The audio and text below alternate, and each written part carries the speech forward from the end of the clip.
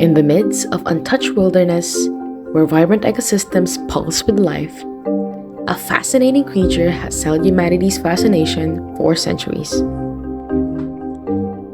Moving stealthily through grassy plains, hiding within dense jungle depths, and thriving even in the most unforgiving deserts, snakes stand out as truly enigmatic marvels of nature.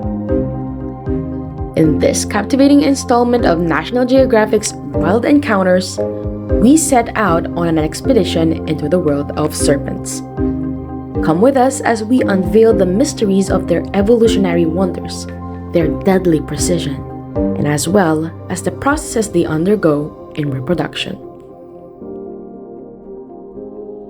The jungle is enveloped in a state of serenity, but deep down on the grassy floors slithers a long creature tracing around to find its way to its soon-to-be mate. But before the searching starts, male snakes would engage in a small competition that determines who's the longest, and the winner gets to have his prize. Pheromones coming from a female snake is where the mating starts, as the male snake follows the traces of his mate. A quick head rubbing is initiated by the male snake as a sign of courtship. When the female snake allows the male to enclose her through the signals of lifting her tail, aligning their cloacas, and then mating officially begins. The male snake would extend hemifinis inside the cloaca of the female. Then, fertilization may take an hour, a whole day, or more. After mating, the egg develops inside the female's body. After a month, the eggs can finally be laid down on a suitable nest full of organic matter, namely rotting logs, leaf litter, mulch piles, which cast heat from their decomposition, and mucus to keep the eggs intact. This helps as it becomes as a source of incubation and heat that helps development of the eggs, with heat playing an important role to the snakelet's lives. Some species tend to have their offspring with them after hatching to provide them warmth and protection. On the other hand, some snakes tend to give birth live. They undergo the same process, but the eggs develop and hatch inside the female.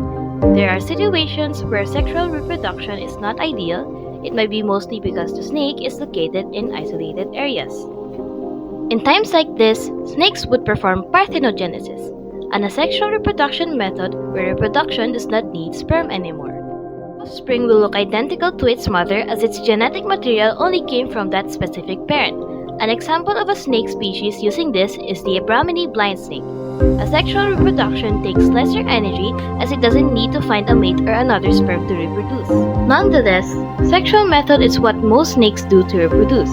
Sexually reproducing leads to genetic variation where an offspring could inherit different characteristics from their parents that can improve their chances of survival in different environments and maintain the survival of their population.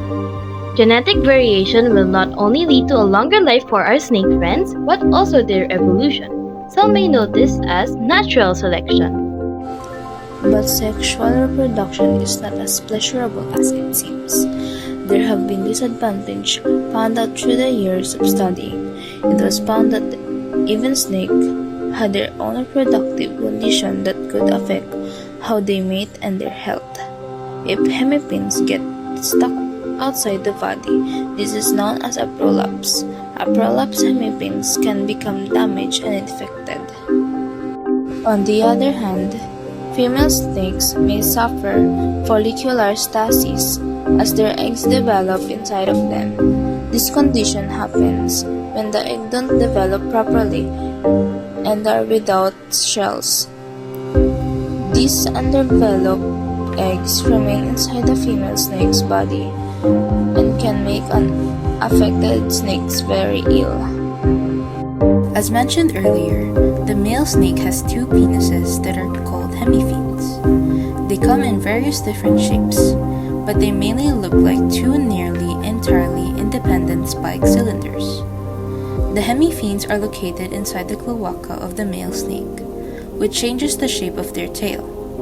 This gives biologists a clue whether the snake they captured is a male or a female. Other than use for mating purposes, the hemiphene also produces a gelatinous mating plug to prevent pre-mating or having another sperm enter the female from another male snake. The scene could go like one of the hemiphene is used for mating, while the other is producing the gel to keep competition out.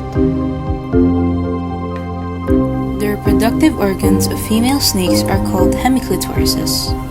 If it reminds you of hemiphenes, then you're on track, as hemiclitorises are what they call the two clitorises of a female snake.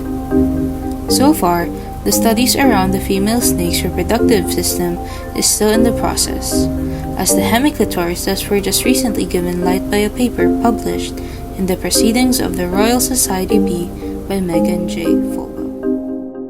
At the end of the day, all will slither away to their homes to finally rest. Who could have thought a natural phenomenon like this could lead to more discovery about our wildlife?